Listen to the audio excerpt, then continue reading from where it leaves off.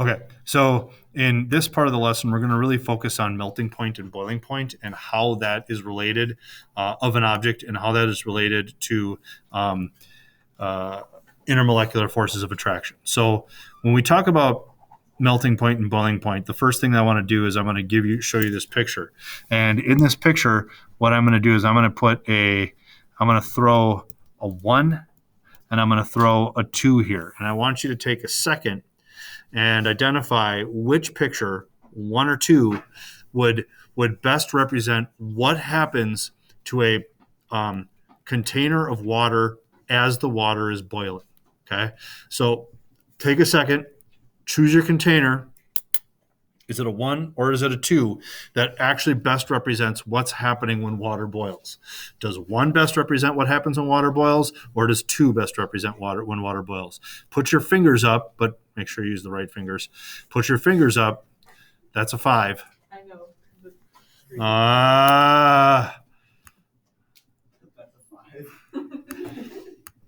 It was. Why? Why is it not? Oh, I know why. Duh. Okay, there we go. That's better. All right, so let's try this one more time. Which one of these best represents what you would see if you were like Magic School Bus style, standing next to a glass of water and it was boiling?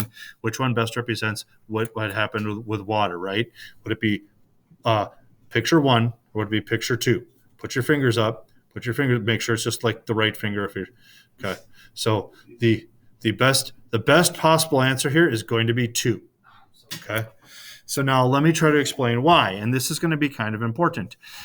In the case, so when water or when any substance goes from a liquid to a gas, it's still the same substance. So what's really happening in picture 1 is that the molecules are breaking apart.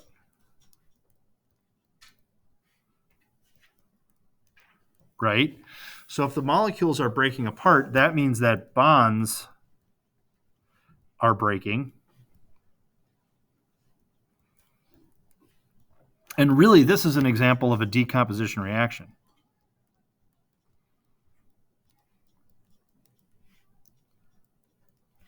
But in picture 2, what that's really representing is that the substance, in this case it happens to be water, right?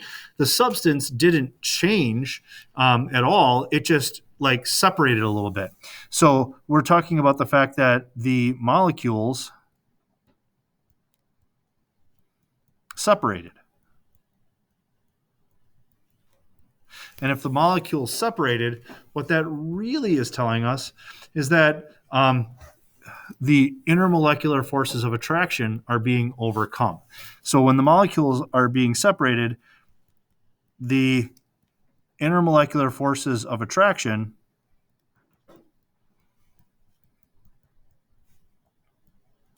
are being overcome. Okay. So we have bonds breaking in example number 1. That's a chemical reaction, decomposition, and we have molecules separating. That's a that's a phase change going from, in this case, a liquid to a gas. So that's kind of how we like to start this particular situation out. So now we're going to go ahead and talk a little bit more specifically about what boiling and melting means. And really, boiling and melting has a lot to do with intermolecular forces of attraction.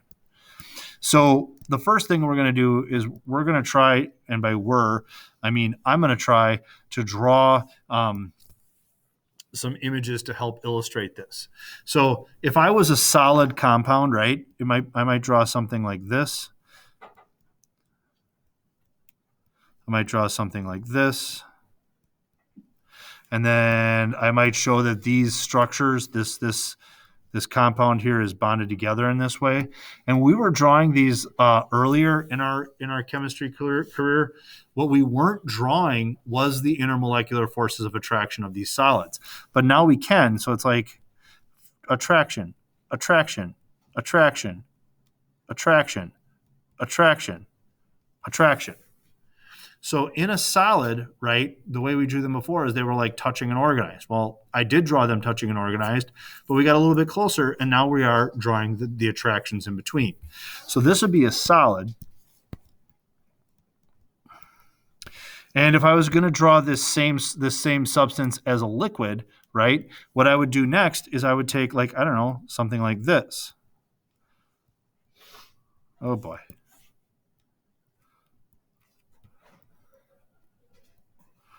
And maybe do one of these jobbers, like that. And then bond, bond, bond. And now I'm going to draw the attractions, right? So attraction, attraction, attraction, attraction.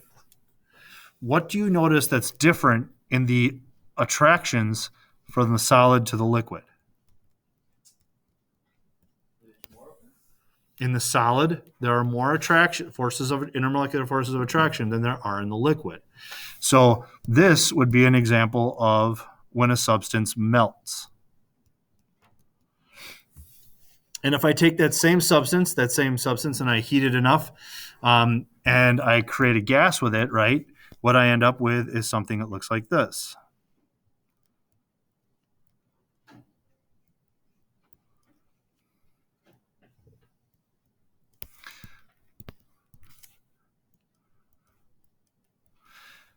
And so this is going to be my gas.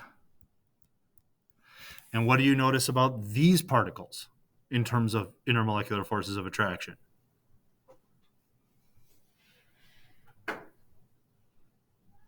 For the gas versus the liquid. Pardon? Yeah, they're not attracted to each other at all. So we would be able to say that when you go from a liquid to a gas, we would call this boiling. And that does not look like boiling. So what I'm trying to illustrate here is that when a substance goes from a solid to a liquid, we call it melting. But what really is happening is the intermolecular forces of attraction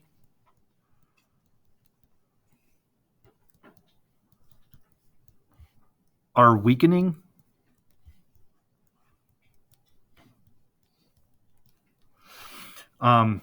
between the molecules.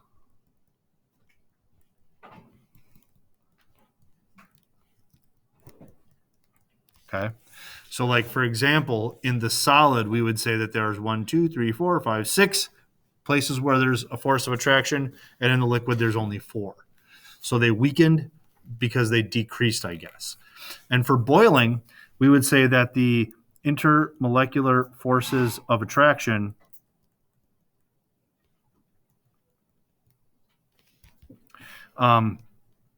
between molecules is being overcome.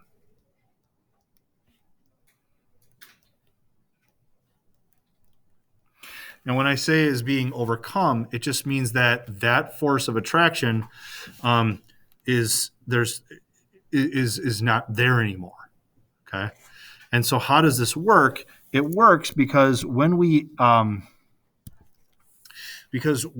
go through a phase change, that is, we go from a solid to a liquid, we always add energy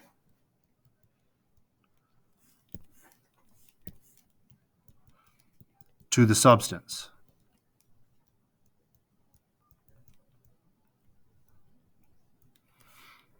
I hate that.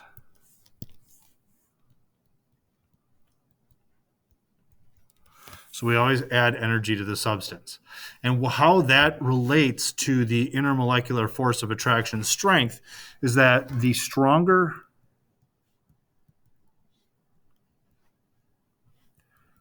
the intermolecular force of attraction is,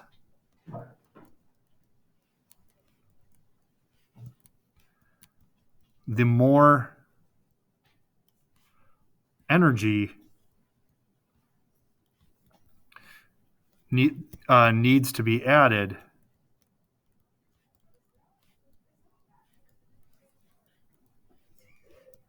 to overcome the attraction.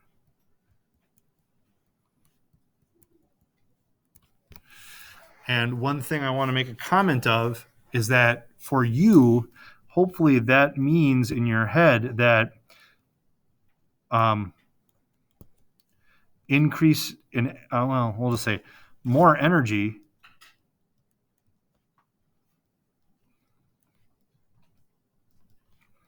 added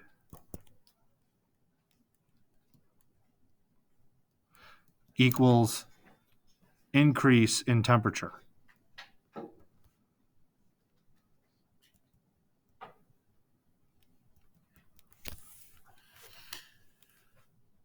So the more energy that's added equals an increase in a substance's temperature.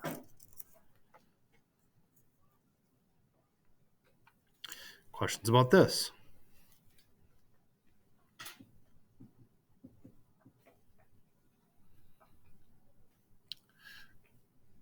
So we're going to use this idea, this concept, this knowledge to try to predict what would happen with the boiling point of two different substances. So here we have CH3OCH3, and we have CH3CH2OH. Now, with the one on the left, CH3OCH3, I'm telling you that the boiling point is negative 24 degrees Celsius, which is really pretty low.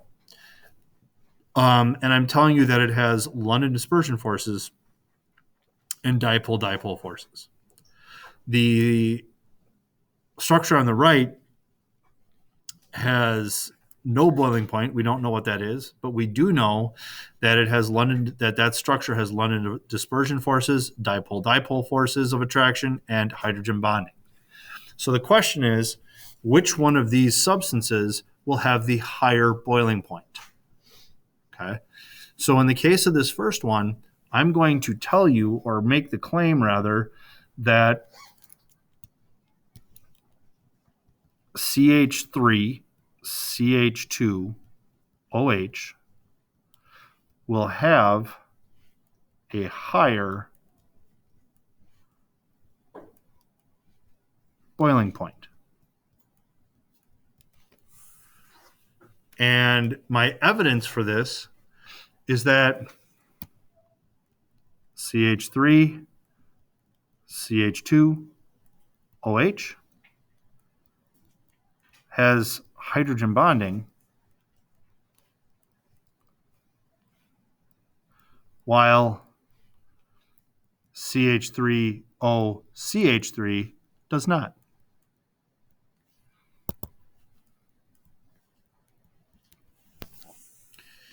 And so the reasoning here would be that CH3, CH2, OH has stronger intermolecular forces of attraction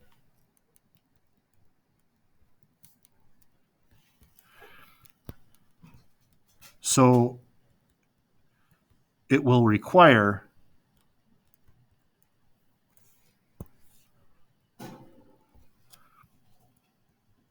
more energy to overcome the force of attraction.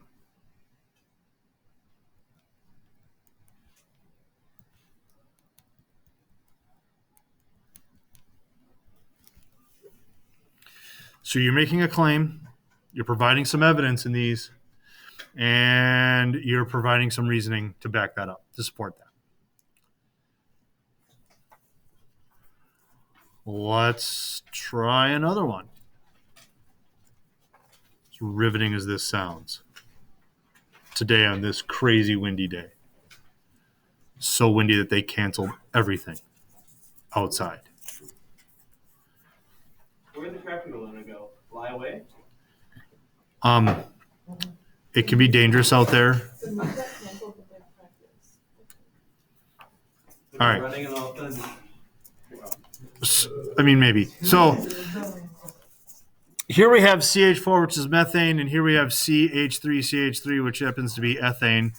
Methane has a boiling point of negative 162 degrees Celsius. It has London dispersion forces with 10 electrons total.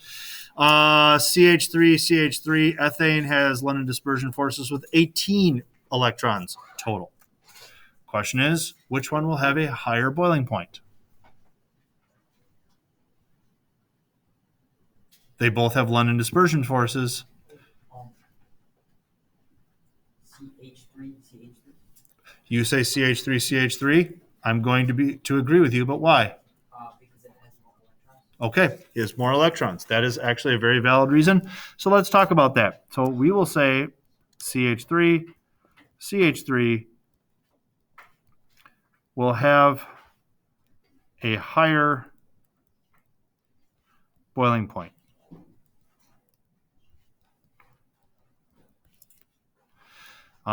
Your evidence is that they both have LDF,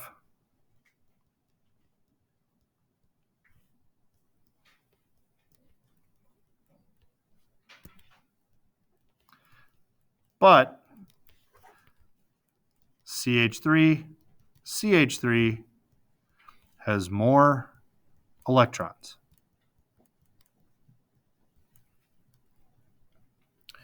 Now, how that shakes out, though, in terms of the reasoning, would be that CH3 has more total electrons, resulting in stronger forces of attraction.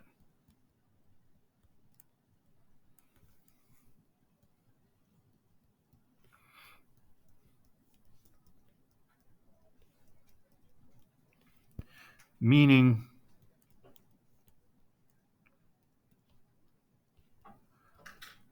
more energy is required to overcome those forces of attraction.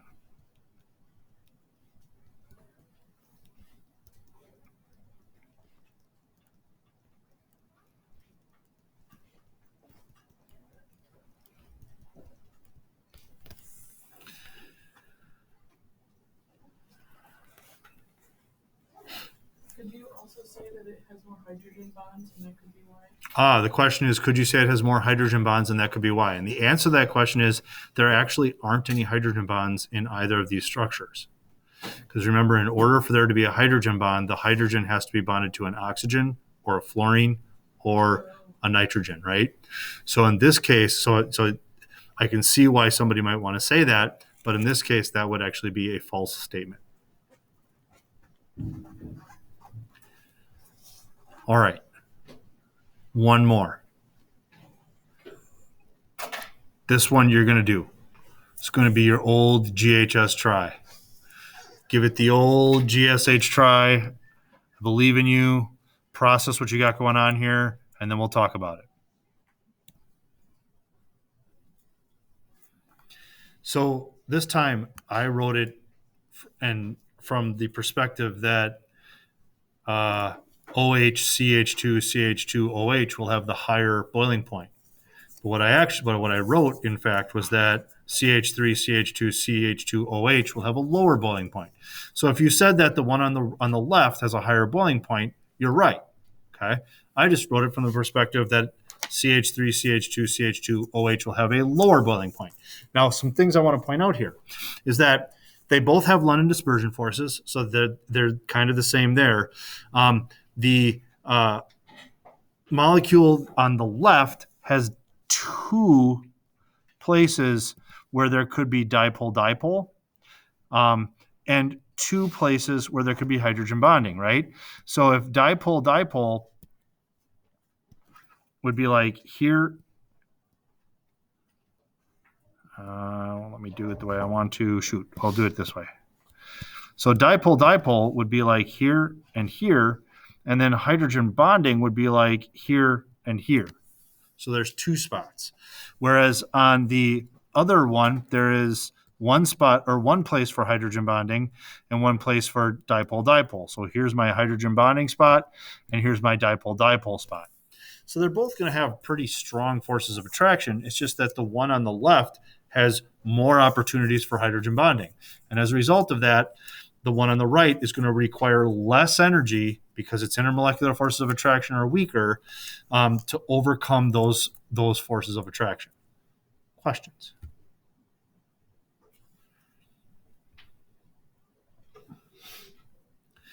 Well, that about sums up our lesson for today.